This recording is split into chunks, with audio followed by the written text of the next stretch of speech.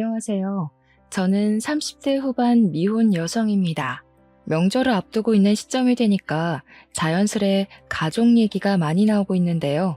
저도 분위기에 휩쓸려 가족 생각을 하다 보니 문득 마음이 씁쓸하여 글쓰게 되었어요. 원래 부모는 조건 없이 자녀한테 사랑을 준다고 하지만 모든 부모가 다 그런 건 아니라는 걸 저는 우리 엄마를 보고 깨달았습니다. 이것만으로도 이미 제 서사는 다 설명이 되지 않았나 싶네요. 지금부터 들려드릴 우리 엄마 얘기에 부디 비슷한 일을 겪는 분들이 없길 바라면서 사연 써내려가 볼게요. 저희 엄마는 단순히 제가 딸이라는 이유만으로 저를 미워했습니다. 아들만 키우고 싶었던 욕심이 과했던 분이시거든요. 저도 처음엔 단순히 성별 때문에 자녀를 그렇게 차별할 수 있다는 걸 믿지 않았어요. 제가 엄마의 심기를 어딘가 불편하게 만들었기 때문에 엄마가 저를 미워하는 거라고 생각했고, 그래서 엄마한테 잘 보이고자 엄청나게 눈치 보고 노력하며 살았습니다. 거의 학창 시절을 다 그렇게 보냈었죠. 엄마가 고작 성별 때문에 저를 미워하는구나 라고 확신하게 되었던 순간은 갑자기 찾아온 게 아니었어요. 저도 모르는 사이 편애가 차곡차곡 쌓이고 있었더라고요. 저는 어릴 적에 필수 교육 아니면 오빠처럼 학원을 다닌다든지 용돈을 받는다든지 엄마의 관심을 받아본 기억이 없습니다. 아무것도 몰랐을 나이에는 오빠가 그저 첫째니까 오빠 위주로 챙겨준다고만 생각했어요. 그런데 친구들한테 가끔 내가 엄마한테 맞았다고 아무렇지 않게 얘기를 하면 친구들이 놀라면서 친엄마가 맞냐고 물었어요. 그건 제가 성인이 되어서도 친구들에게 들었던 말입니다. 저는 친구들을 통해서 원래 엄마란 사람이 어떤 존재, 어떤 이미지인지 느껴봤어요. 아예 모르고 평생 모르다가 죽는다면 엄마가 이렇게까지 밉지는 않았을 것 같네요. 어쨌든 저는 사회적 시선이 트이면서 저희 엄마가 잘못된 사람이라는 걸 확신하게 되었죠.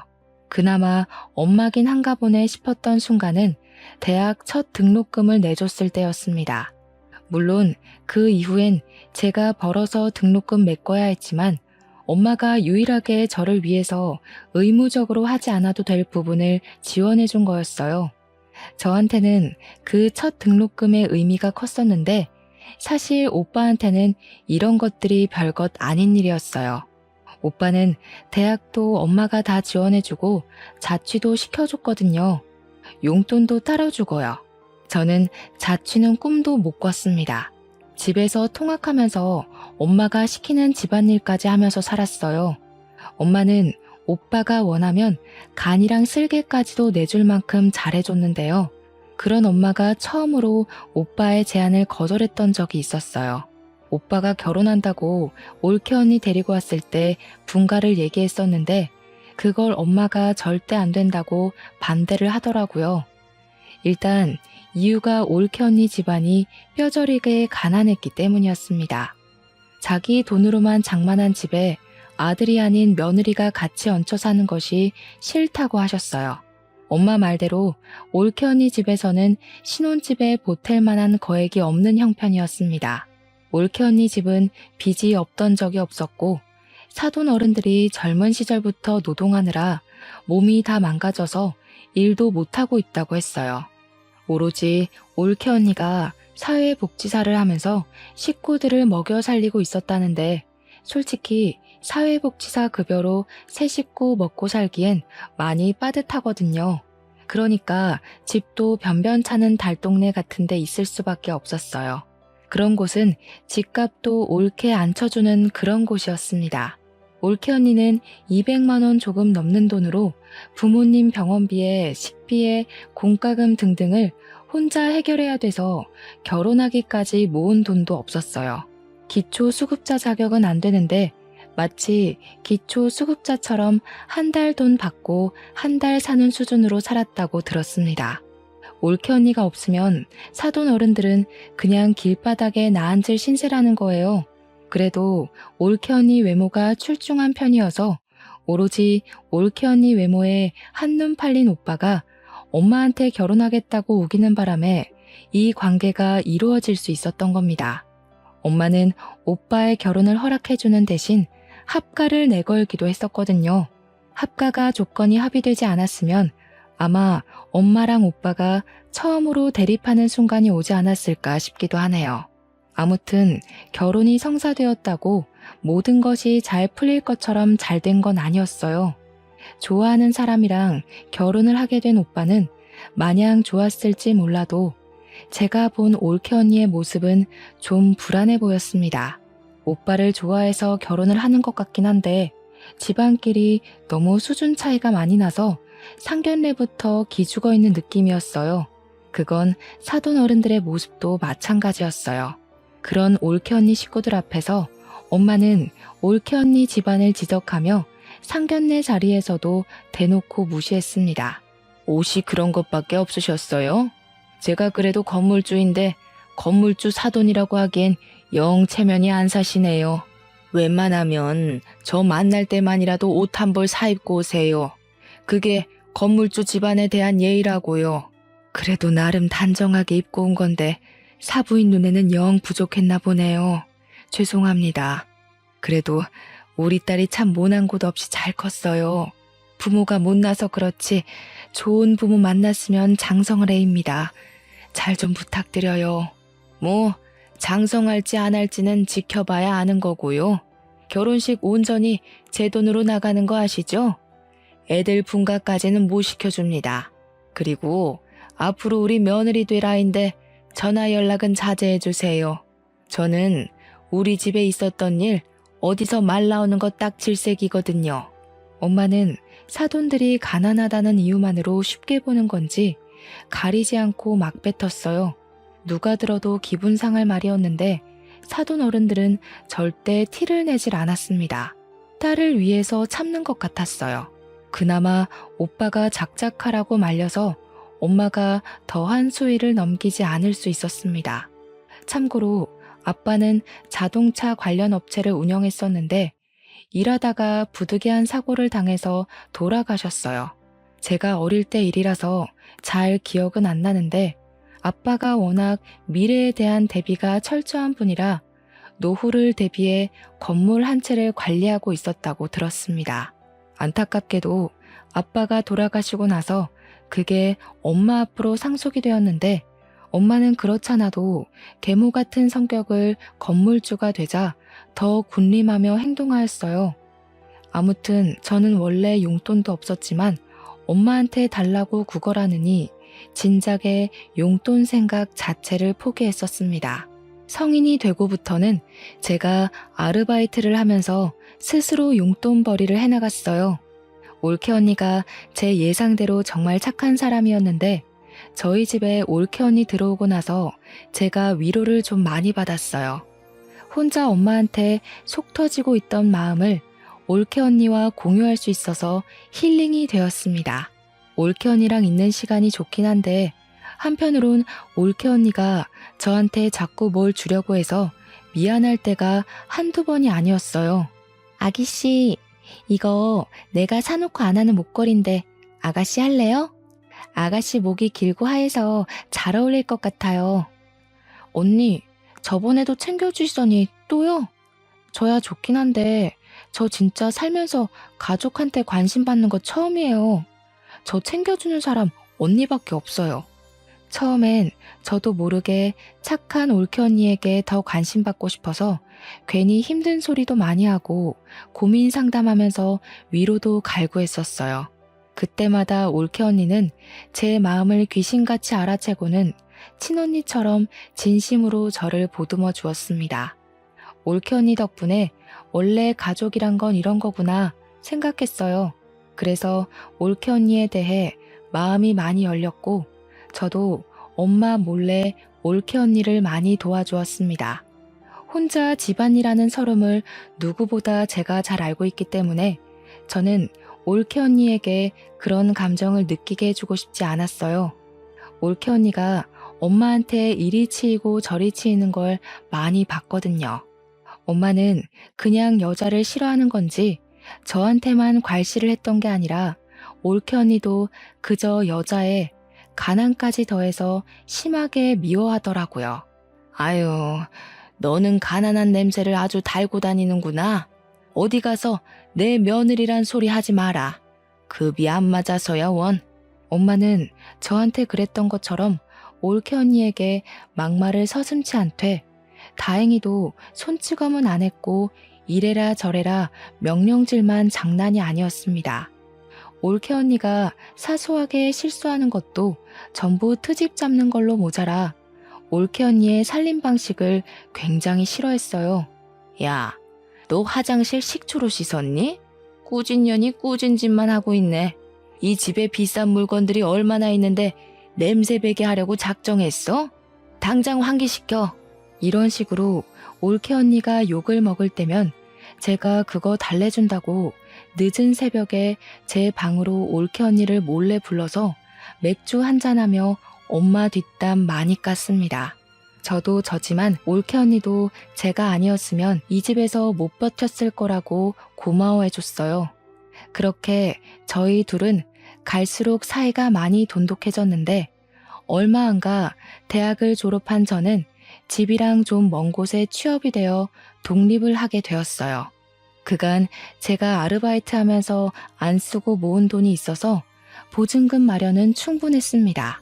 드디어 엄마한테서 해방될 수 있었다는 생각에 무척 신이 났었지만 한편으로는 혼자 남게 될 올케 언니가 걱정이 되어서 썩 좋지도 않았어요.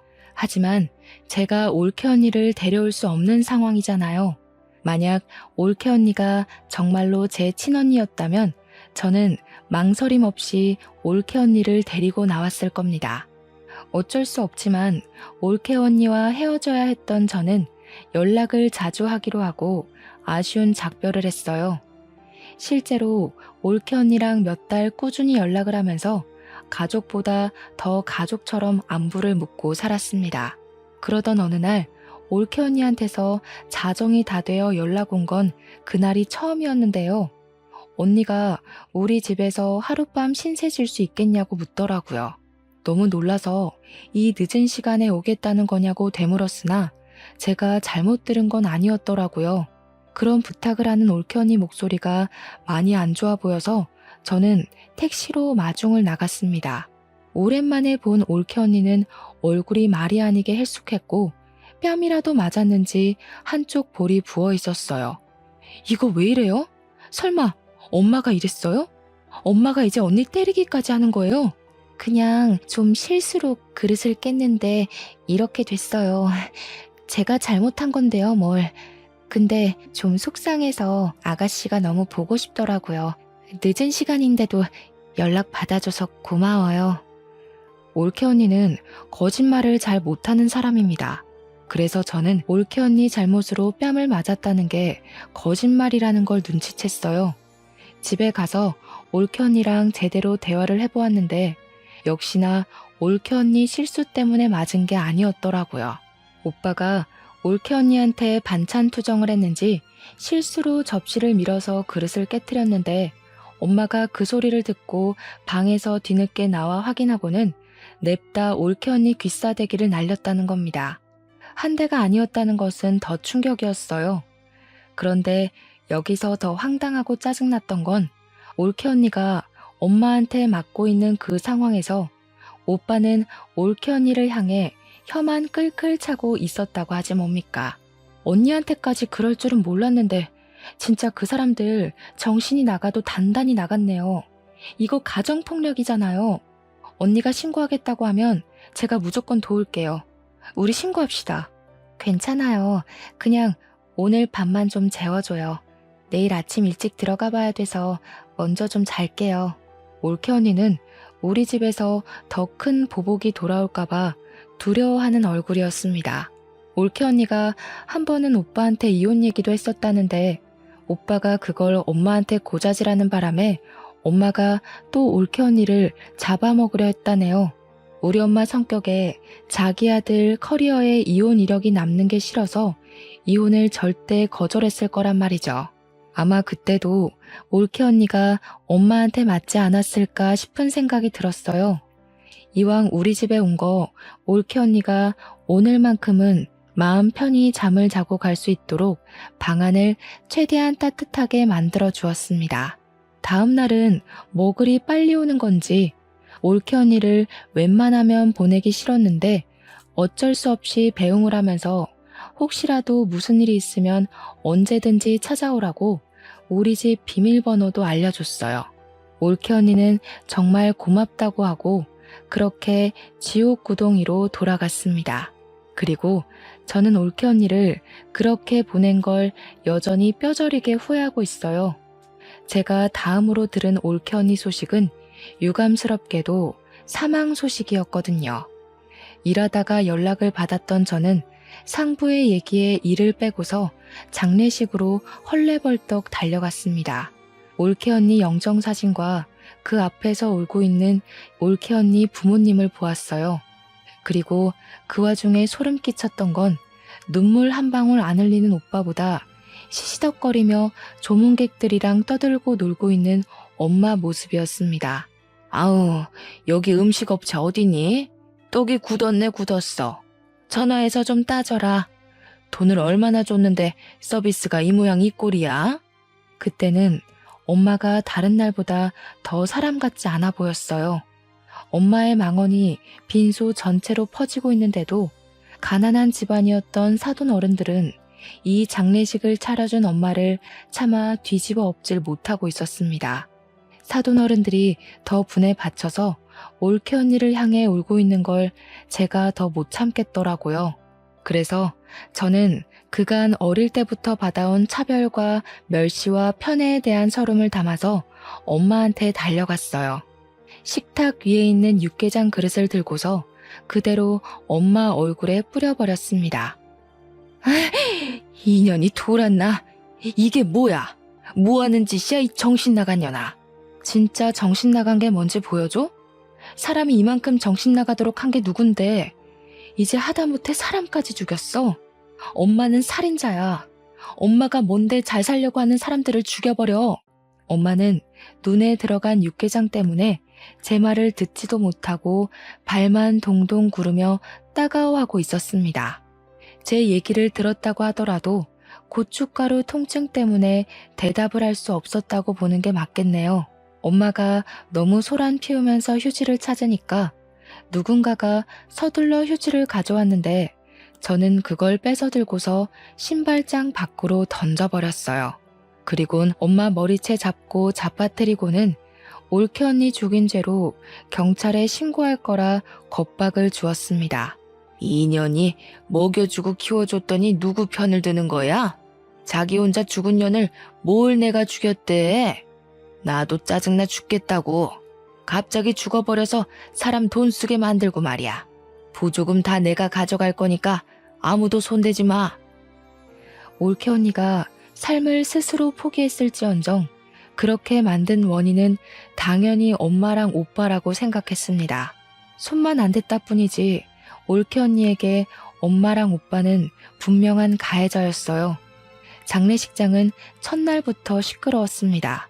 제가 엄마를 막대하고 있자 뒤늦게 오빠가 달려들어서 저를 밀쳤는데 그대로 밀쳐지는 저를 사돈 어른들이 붙잡아 주어 넘어지진 않았어요. 사돈 어른들은 저를 보고서 용기를 얻은 건지 이제야 엄마한테 한 소리를 하기 시작했습니다. 이 악마 같은 사람들, 우리 딸을 감히 총부리듯 부려요? 어쩐지 우리 같은 집안을 사돈으로 받아준다고 할 때부터 이상했어. 우리 딸 이런 식으로 부려먹고 죽이려고 데려간 거지. 어디서 가난뱅이 주제에 건물주한테 큰 소리를 쳐요? 아무것도 없이 쓸모없는 몸뚱이만 들고 시집 왔으면 그 정도는 감당했어야지. 세상에 공짜가 어딨어? 내가 정신 나갔다고 남의 집 거지 새끼를 애지중지하며 데리고 살겠어? 내 딸 입에 들어가는 쌀 한 톨도 아까운 마당에? 엄마는 오빠 덕분에 겨우 눈을 뜨고는 우리한테 삿대질을 하면서 망언을 퍼부었습니다. 그러면서 자기가 차린 장례식장이니 당장 꺼지라고, 아니 올케 언니 장례식 여기서 정리하자고 난동 부리기 시작했어요. 결국 보안 직원 오면서 상황은 정리되었습니다. 보안 직원 지키고 있는 가운데 올케 언니 장례식은 3일을 겨우 보낼 수 있었어요. 엄마랑 오빠 때문에 올케 언니 앞에서 마음 터놓고 울어보지도 못하고 완전 냉전 상태로 장례식을 마무리했습니다.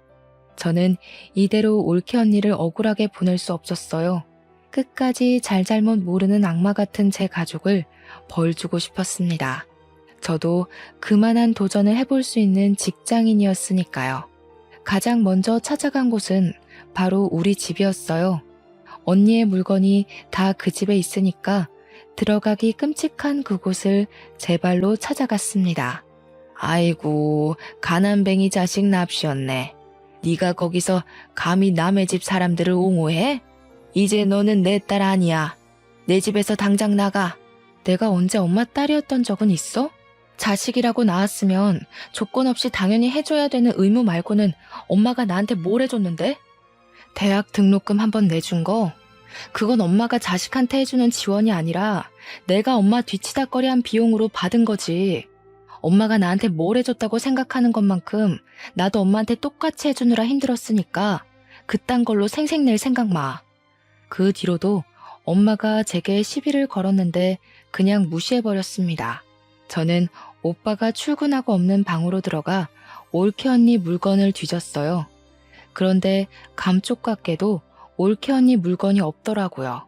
설마 벌써 내다 버린 건가 싶어 불안감이 엄습해 왔습니다. 당장 엄마한테 가서 올케 언니 짐 어쨌냐고 따졌더니 엄마가 콧방귀를 끼대요. 아, 그 꾸질꾸질한 옷들? 저 방에다 처박아뒀다. 갖다 버리려다가 내 손 더러워질까봐 놔뒀는데 얼른 좀 치워버려. 괜히 돈 빼먹는 귀신이라도 붙을라. 저희 본가에는 창고로 쓰는 방이 하나 있었는데 그곳은 보일러도 안 들어오는 방이에요. 엄마가 그곳을 가리키길래 문 열고 들어가 봤습니다. 사용하지 않는 곳이라서 전등 설치도 안 했기 때문에 창문도 없는 그 방은 깜깜 그 자체거든요. 그나마 거실에서 들어오는 불 때문에 문을 열면 안이 보이는 정도였어요. 그렇게 확인한 방 안은 정말 경악할 정도로 말이 안 나왔습니다. 올케 언니가 저 없는 동안 내내 여기서 지냈는지 베개랑 이불 곱게 개어져 있었고 언니 옷 몇 개랑 신발까지 전부 이 안에 있더라고요. 이 방에서 생활을 했던 것 같았습니다. 그걸 보자 미친 듯이 부하가 치밀어 오르면서 눈물이 났지만 참았어요. 당장의 감정 때문에 엄마랑 오빠를 더 크게 벌할 수 있는 기회를 놓칠 순 없었습니다. 저는 꽤 큰 가방을 들고 왔으나 챙길 것 몇 없는 언니의 물건을 전부 가방에 담고 집을 나왔어요. 나올 때도 엄마가 근처 얼씬도 하지 말라는 욕을 하길래 대문을 한번 발로 차주고 돌아섰습니다. 그러고는 그 짐을 사돈어른 댁에 전달해 주었어요. 사돈어른들은 언니의 조촐한 유품들을 보면서 또 한 번 눈물을 흘렸습니다. 정말 고마워요. 우리 딸한테 사돈 아가씨처럼 좋은 동생이 있었다면 이렇게 외롭게 가진 않았을 텐데 우리 딸에게 좋은 가족이 되어주어서 정말 고맙습니다. 안사돈 어른은 난임이라서 올케 언니도 힘들게 얻은 자식이라고 했습니다. 힘들게 얻은 자식을 지켜주지도 못하고 그렇게 황망하게 보냈으니 저는 상황을 이렇게까지 만든 엄마가 더더욱 악마로 느껴졌어요. 저는 꼭 올케 언니의 억울함 풀어주겠다고 근거 없는 약속을 했고 사돈 어른들을 위로해 주었습니다. 원래는 바로 집에 가려고 했는데 사돈 어른들이 보채서 저녁까지 먹고 갔어요. 저를 세심하게 챙겨주는 사돈 어른들 관심을 받으면서 올케 언니 생각이 많이 났습니다. 사돈 어른들과 올케 언니의 마음이 비슷하게 닮아 있는 것 같았거든요. 맛있게 식사를 마친 저는 설거지를 대신 해드리려고 했어요. 그런데 갑자기 방에서 나온 바깥 사돈 어른이 제게 하얀 봉투를 내미는 바람에 다시 자리에 앉게 되었습니다. 장례식 때 도와줘서 고마워요. 아가씨 없었다면 우리 딸 3일장도 못 치렀을 거예요. 이건 고맙다고 주는 사례비예요. 네? 아니에요. 저 이런 거 받으려고 그랬던 거 아니에요. 올케 언니는 저한테도 가족 이상으로 좋아했던 사람이었어요. 저도 화가 나서 그랬던 거지. 절대 뭘 바라고 그런 거 아니니까 이러지 마세요. 먼저 떠난 우리 딸이 종종 전화와서는 아가씨 얘기를 했었어요. 친동생 있는 집안 안 부럽다고 그렇게 좋아했었는데 그게 내가 내내 고마워서 그래요. 너무 거절하는 것도 그분들께 예의가 아닌 것 같아서 저는 결국 그 봉투를 받아야만 했습니다. 그리곤 그 돈을 고이 모셔뒀다가 다음에 사돈댁 집들이 선물이나 사가야겠다고 생각하면서 나왔어요. 집으로 돌아가는 동안 택시 안에서 올케 언니 생각이 너무 많이 나서 저도 울음이 터져버렸습니다. 그렇게 택시에서 기력을 다 빼고 집 건물로 들어갔는데 그때 제 눈에 우편함이 들어왔어요. 생각 없이 우편물을 뽑았더니 거기에 올케 언니 이름으로 된 봉투 하나가 있더라고요.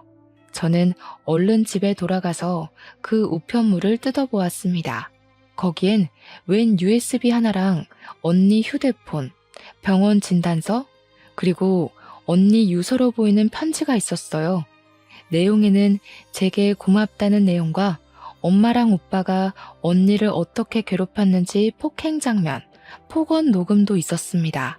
그리고 중간에 언니가 가출한 것으로 예상되는 녹취도 담겨 있었어요. 가출을 했으면 쭉 도망칠 것이지 왜 며칠만 나갔다 온 것일까 그게 좀 궁금했는데 그 내용은 따로 설명이 없었습니다. 어쨌든 집으로 돌아온 올케 언니는 다시 시작된 괴롭힘에 괴로워서 결국 스스로 안 좋은 쪽을 선택한 것 같았어요. 그 사실은 언니가 남긴 이 우편물들로만 봐도 정황이 확실한 부분이었습니다. 그리고 유서에는 좀 충격적인 사실이 적혀 있었는데요. 그 안에는 보육원 주소가 적혀 있었고 그게 올케 언니 아기라는 내용이 담겨 있었어요. 오빠의 자식이 맞지만 올케 언니가 일부러 가족들에게 임신 사실을 알리지 않았다고 합니다. 그 문구를 보자 올케 언니가 어느 날을 기점으로 부쩍 살이 오른 걸 본 적이 있었는데 그게 임신 때문이었나 싶은 직감이 왔어요. 그 당시 제가 올케 언니에게 몸매 변화에 대해서 물은 적도 있었거든요. 요새 살기가 편한가 식욕이 자꾸 오르네요. 아무래도 살 좀 빼야 될 것 같죠? 아가씨는 어떻게 그리 날씬하고 예뻐요? 그땐 올케 언니가 제가 묻는 말에 능청스럽게 대답하고 주제를 돌리길래 전혀 눈치를 못 챘습니다. 근데 그게 임신 때문이었다니 그렇다면 녹화 장면에서 가출을 한 걸로 보이는 그건 출산을 해야 했기 때문이었나 하는 생각이 들었어요. 엄마랑 오빠는 원래 언니한테 관심이 없었으니 언니가 저한테 그랬던 것처럼 능청스럽게 변명을 했다면 그들은 그냥 고지곧대로 언니가 살이 쪘구나 그렇게 믿었을 겁니다. 그러니 올케 언니 임신 사실은 당연히 몰랐겠죠. 아무튼 편지에는 올케 언니가 자신의 아기를 부디 엄마랑 오빠한테 알리지 말아달라는 부탁이 적혀 있었어요. 오빠와 엄마의 인성을 알면 저 같아도 그랬을 것 같긴 합니다. 그리고 올케 언니가 써놓은 문구 중에는 아들이 아닌 딸을 임신해서 두려웠다는 말도 적혀 있었는데요. 아이가 핍박받고 자랄 게 겁이 나 식구들에게 비밀로 하고 보육원에 맡길 수밖에 없었다는 뉘앙스가 있었어요. 자신의 자식도 제대로 안아보지 못하고 죽을 준비만 했을 언니의 마음이 얼마나 썩어 문드러졌을지 굳이 눈으로 확인하지 않아도 알 것 같아서 너무 속상했어요. 그렇게 착한 언니는 이렇게 가면 안 되는 사람이거든요. 아이랑 같이 행복하게 살 자격이 있는데 왜 우리 가족이랑 연이 되어서 이렇게 생을 마감해야 했는지. 우리 언니를 망쳐놓은 것이 제 엄마랑 오빠라는 게 정말 끔찍했고 누군가를 해코지하고 싶단 마음이 처음으로 들었었어요. 언니의 편지 마지막 멘트에는 저한테 미안하고 고마웠다는 말까지 있었는데 그 진심 어린 말에 저는 정말 많은 죄책감을 느꼈습니다. 언니가 쓸쓸한 선택을 하도록 신경을 못 써준 게 너무 미안했고, 쓸쓸하게 떠나는 순간에도 옆에 있어준 사람 하나 없었다는 것이 너무 미안했어요. 저의 슬픔은 오빠랑 엄마를 향한 분노로 변질되어 커졌습니다. 일단 저는 급히 아이를 찾으러 보육원을 먼저 갔어요. 그곳에서 올케 언니가 맡긴 갓난 여자 아기를 만났습니다. 다행히도 언니 딸은 개 같은 오빠를 닮지 않고 하얗고 예쁜 언니를 닮았더라고요. 이 예쁜 아이를 떼어놓아야만 할 때의 언니 심정은 이루 말할 수 없을 만큼 괴로웠겠죠. 저는 아이 소식을 사돈 어른들께 알린 후 데려갔습니다. 다행히 출생신고는 되어 있었는데 조금 늦게 안 사실이지만 당황스럽게도 아이 이름이 제 이름과 같더라고요. 언니가 저를 그만큼 생각해줬다는 것 때문에 제가 얼마나 더 울었는지 모릅니다. 눈물이 나면 날수록 차오르는 분노 때문에 저는 당장 사돈 어른들에게 변호사를 알아봐 주었어요. 사돈 어른들이 올케 언니를 위한 소송을 할 수 있도록 변호사랑 같이 준비를 했습니다. 올케 언니는 아이가 있다는 사실을 밝히지 말아달라고 했지만 양육비를 뽑아내기 위해선 어쩔 수 없었고 양육비 청구 소송까지도 빠짐없이 받아낼 생각이었어요. 우리 예쁜 조카는 사돈어른이 엄마 몰래 키워주기로 했습니다. 구청에 가서 사돈들이 지원을 받을 수 있는 혜택도 알아봐 줬어요. 그리고 제게 가장 중요한 소송, 그걸 자랑하려고 직접 소송장을 가지고 본가에 직접 찾아갔습니다. 근데 어처구니 없게도 집 앞에 웬 다른 아가씨가 하나 있더라고요. 엄마랑 문 앞에서 대화를 하는 것 같았는데 저도 모르게 계단 쪽으로 숨어서 그 상황을 엿들었습니다.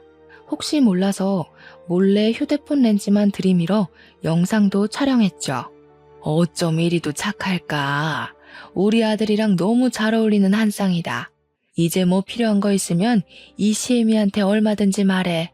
그리고 앞으로는 무겁게 한우 같은 거 사들고 오지 마. 귀한 우리 며느리 손 상할까봐 내 마음이 조마조마하다. 아주 기가 막히지 않습니까? 엄마는 올케 언니 떠난 지 얼마나 됐다고 그새 다른 아가씨를 구해서 오빠 재혼을 준비하고 있었어요. 저는 바로 소송장을 감추고 그 아가씨랑 엄마가 대화를 끝내고 엘리베이터 쪽으로 나올 때까지 숨어서 기다렸습니다. 한 20분 대화가 이어졌을까 둘이서 사이좋게 인사를 나누고 현관문이 닫혔어요. 아가씨가 엘리베이터 쪽으로 오길래 저도 그제야 제 모습을 드러냈습니다. 제가 먼저 아는 체를 했더니 아가씨가 당황하면서 저더러 누구냐고 묻더라고요. 1001호 집안의 딸이에요. 보아하니 저희 오빠랑 결혼 준비하시는 것 같은데 저희 엄마가 엄청나게 꼬리치고 있는 거 보니까 좀 잘 사시는 분인가 봐요. 네? 어머님이 외동아들 하나 있다고 그랬는데요. 누구신데 뜬금없이 나타나서 그런 말 하세요. 알지도 못하는 사람을 왜 상대해줘야 하는지 모르겠네요. 비켜주세요. 긴 말 안 할게요. 저희 오빠랑 결혼하지 마세요. 만난 지 얼마 안 되셨을 거 아니에요. 저희 올케 언니가 죽은 지 얼마 안 됐으니까. 저희 올케 언니는 돈 없다고 갈굼당해서 죽었거든요. 그쪽은 돈이 있는 것 같은데 이제 엄마가 그쪽 돈 빨아먹으려고 갈굼하겠네요. 제 말이 안 믿기시면 가족관계 증명서 가져오고요. 아가씨는 제 말에 당황해서 일단 답변을 못했습니다. 그러다 결국 제가 손에 들고 있던 소송장을 보여줬더니 어느 정도 우리 집안에 문제가 있다는 걸 느낀 것 같았어요. 이 아가씨는 오빠보다 나이 많은 노처녀더라고요. 제 얘기를 믿고 자신과 우리 집안 돌아가는 상황을 설명해 주었는데요. 이 아가씨 엄마랑 우리 엄마는 동창 사이였고 여자 쪽에서 결혼이 더 급한 건지 만난 지 2개월 만에 결혼 약속을 했다고 하더라고요. 만난 지 2개월이면 올케 언니가 죽기 전이란 말이죠. 오빠가 바람까지 피웠다는 뜻입니다. 어쨌든 죽은 올케 언니가 오빠와 혼인신고를 안 했기 때문에 그 아가씨는 오빠가 결혼을 했었던 유부남이란 사실도 모르고 있었어요. 저는 더더욱 그분에게 이 결혼 절대 하지 말라고 신신당부를 했습니다. 그러자 아가씨가 당황하더니 사실 이번 주 주말에 상견례 날짜가 잡혀 있다고 하더라고요. 엄마는 저를 아예 가족에서 배제하기로 작정했나 봐요.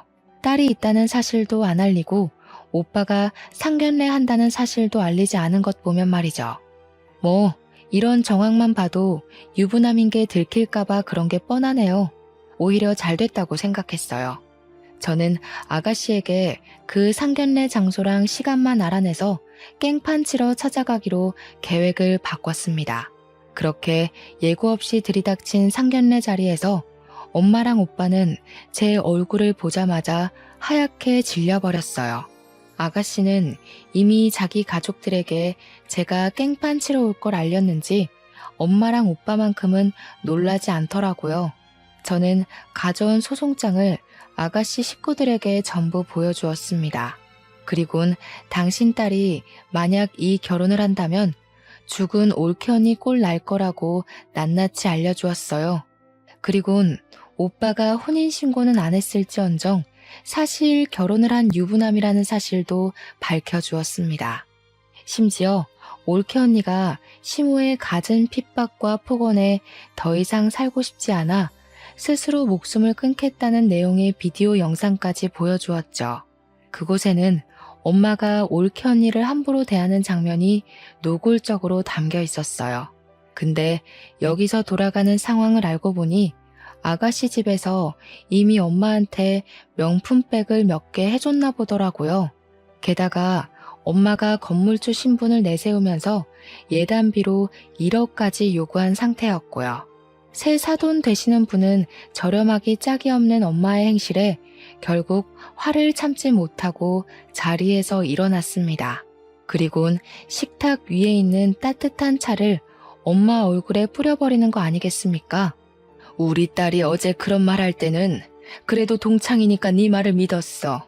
근데 이런 시궁창 과거를 속이고 감히 우리한테 돈까지 바래? 우리 딸은 또 뭐라고 괴롭히면서 죽일 작정이었니? 네 아들보다 나이 많다고 종살이 시킬 생각이었어? 화딱 지나서 못 참겠네. 너 내가 고소할 테니까 두고 봐. 알고 보니 오빠 재혼에 필요한 예식장과 신혼집에 들어갈 가전제품, 신혼집까지 전부 다 아가씨 집안에서 돈을 다 대준 거더라고요. 마치 올케 언니가 우리 집 올 때 우리 집에서 신혼살림 다 대준 것처럼 말이죠. 뭐 올케 언니는 분가를 한 게 아니니까 사실상 그렇게 뭘 많이 해줬다고도 못해요. 지금이야말로 뱉어낼 게 많아진 엄마가 큰일 난 셈이었습니다. 화가 난 아가씨 엄마는 자기가 들인 돈 다 뱉어내라고 소리를 빽 질렀고 당장 사기죄로 신고할 거라며 변호사를 찾으러 자리를 박차고 나갔습니다.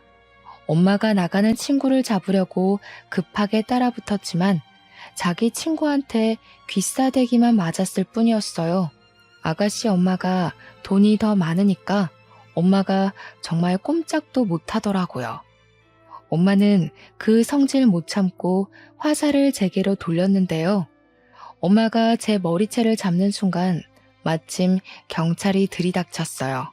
사실 제가 경찰에 미리 신고를 하고 이곳을 찾아왔거든요. 잘 됐다고 아가씨 엄마도 나가다가 경찰을 마주친 건지 다시 돌아와서는 당장 이것들 다 잡아가라면서 사기꾼들이라고 삿대질을 했어요. 엄마랑 오빠는 찍소리도 못하고 그대로 연행이 되었습니다. 아가씨 엄마는 결혼 준비를 위해 낭비한 금액인 1억을 손해배상 청구했어요. 엄마랑 오빠는 징역까진 안 받고 거액의 위자료를 덤터기 맞는 걸로 판결이 내려졌습니다. 이미 그것만으로 건물이든 집이든 하나는 내놓아야 되는 상황이라서 엄마가 굉장히 화났을 겁니다. 그래서 그런가 우리 집을 찾아와서 대문을 발로 차고 난리더라고요. 문 열기는 싫고 인터폰 켜고서 꺼지라고 한마디 해줬더니 엄마가 초인종에 대고 쌍욕을 하는 거 아니겠어요? 내가 너를 낳는 게 아니었는데 진짜 너는 집안의 수치다. 어떻게 한 번도 엄마 인생에 쓸모가 있던 적이 없냐? 니년 때문에 지금 얼마를 손해봤는지 알아? 거지 같은 사돈댁 챙기면서 멋대로 살 거면 영영 나타나질 말던가. 왜 우리 앞길을 망쳐? 고작 이런 걸로 망했다고 횡포 부리면 안 되지. 사돈 어른이 양육비 청구도 했어. 이번만 돈 나가는 게 아니라 지금부터 한 20년은 보내줘야 할 거야. 엄마가 건물주라서 양육비 액수도 크게 잡히더라. 어? 뭔 개소리야. 양육비가 뭔지 모르니? 네 오빠랑 죽은 년 사이에 아무것도 없었는데 무슨 수로 양육비를 청구해? 아, 뭐 그새 애라도 하나 입양했나 보지? 그런데 어쩌니? 혼인신고 처리 안 돼 있어서 그 애는 우리 아들이랑 상관이 없는데. 이렇게 멍청한 것도 엄마라고. 고지 곧대로 당하고 산 게 억울하네. 오빠한테 사실 딸 있었어. 올케 언니가 그 집안에서 애 키우면 피 말라 죽을까봐 숨겨두고 있었거든. 조만간 유전자 검사 결과 우편으로 갈 테니까 따질 거면 꼭 확인하고 따져. 아이 소식은 다소 당황스러웠는지 제 말이 끝나도 인터폰 안에서 아무 말도 안 들려왔어요. 거기다 대고 저는 한마디 더 해줬습니다. 딸도 있는데 또 오빠 재혼시키면 내가 평생 따라다니면서 네 아들 혼삿길 다 망쳐놓을 거라고 경고를 날렸죠. 저는 그걸 마지막으로 엄마랑 오빠와 대면한 적이 없습니다. 변호사에게서 소식만 전해 듣길 엄마는 위자료랑 소송 금액 그리고 벌금을 내기 위해서 자랑스럽게 떠벌리던 건물을 팔았다고 했어요. 그나마 살고 있는 집 하나는 지킨 것 같더라고요. 물론 그것도 어떻게 될진 모르죠. 양육비를 20년이나 줘야 하는데 과연 오빠 급여 하나 가지고 생활비에 양육비에 사치 쩌는 엄마 용돈에 감당이 될지 모르겠네요. 저는 20살 때부터 가족의 도움 없이 저 혼자 돈을 마련했기 때문에 그들이 망하든 말든 상관이 없었어요. 그들 인생 망쳐놨으니 이제는 그저 사랑스러운 조카를 보는 낙으로 지낼 뿐이었습니다. 조카는 하루가 달리 예쁜 모습을 자랑했는데요. 올케 언니랑 전체적인 느낌이 닮았으나 가장 닮은 게 웃는 얼굴이더라고요. 조카가 웃을 때마다 언니 생각이 나서 한 번씩 마음이 저려요. 그래도 떠난 언니가 이제는 마음 편히 발 뻗고 잘 수 있게 제가 조카를 평생 책임지고 보살펴 줄 생각입니다. 예쁜 것만 보여주고 싶고 걸을 수 있는 나이가 된다면 그때부터 언니가 있는 곳에 함께 데려갈 생각이에요. 조카가 엄마의 얼굴은 알면서 자랐으면 좋겠거든요. 혹시나 아빠를 물어본다면 저는 숨김없이 말해줄 생각입니다. 물론 그건 조카가 그 정도의 아픔을 감당할 나이가 되면 말이죠. 이제 그만 그들 신경 안 쓰고 잘 살 수 있겠지 하고 마음 놓던 시기에 뜬금없이 오빠한테 연락이 온 적이 있었어요. 철천지 원수 같은 오빠는 어이없게도 딸 얼굴 한번 보고 싶다며 연락을 했더라고요. 그 말을 듣는데 더 들을 것도 없이 화가 나서 저는 오빠한테 바로 미쳤냐고 절대 싫다고 거절했습니다. 오빠가 아빠 자격이 있다고 생각해? 언니가 오죽 겁이 났으면 임신한 사실도 숨겼겠어. 출산도 몰래 집 나가서 혼자 해결하고 몸 회복도 안 됐는데 집에 돌아와서 또 괴롭힘 당했어. 언니가 그렇게 괴로울 동안 오빠는 뭐 했는데? 오빠는 엄마랑 뭐 다를 거라 생각해? 오빠는 그냥 조카 양육비만 다달이 보내면 돼. 그게 내가 오빠한테 봐줄 수 있는 유일한 아빠 노릇이야. 오빠는 제 경고에 아무런 말도 하지 못했습니다. 그제야 자기도 잘못한 걸 뼈저리게 느낀 건지 다행히도 성실하게 양육비를 보내주곤 있어요. 만약 안 보낸다면 제가 또 가만히 있지 않을 겁니다. 엄마는 여전히 반성도 없어요. 오빠가 가끔 문자로 엄마 감당하기 힘들다고 연락이 오는데 엄마가 정신 나가서 그런가 이젠 아들한테도 성질을 부리나 봅니다. 저러다가 그나마 있는 아들 하나한테도 버림받아봐야 정신을 차리는지 모르겠네요. 제가 조금 더 빨리 철이 들고 사회에 대해 잘 알았더라면 올케 언니를 우리 오빠랑 결혼시키지 않았을 텐데 이건 아마 제 평생의 후회로 남을 것 같습니다. 그 사실 때문에 사돈댁에 더 자주 찾아가긴 해요. 마치 본가를 찾아가듯 마음 편한 걸음으로 주말에 한 번씩은 갑니다. 조카가 좋아하는 인형이랑 용품들 챙겨가고 사돈어른들 옷도 몇 벌씩 선물해주고 있어요. 제 급여가 떵떵거릴 만큼 많은 건 아니지만 용돈을 딱히 쓸 데도 없고 또 사돈댁이 제게는 본가 같은 기분이 들어서 그렇게 하고 싶더라고요. 사돈 어른들도 제게 더는 존댓말을 하지 않아요. 정말 딸처럼 이름을 불러주면서 제 생일까지 기록해놓고 챙겨주신답니다. 이런 게 남들 다 누리고 있는 가족 사이라면 저는 아마 사돈댁과 계속 이런 연을 이어갈 것 같아요. 비로소 소중한 사람들과 화목하게 사는 것이 무엇인지 느끼고 있는 요즘입니다. 글이 길었죠? 변변찮은 내용이었을지 모르겠지만 긴 글 들어주셔서 너무 감사합니다. 날이 많이 따뜻해졌는데 우리 모두 가족들과 나들이 다니면서 소중한 추억 많이 만듭시다.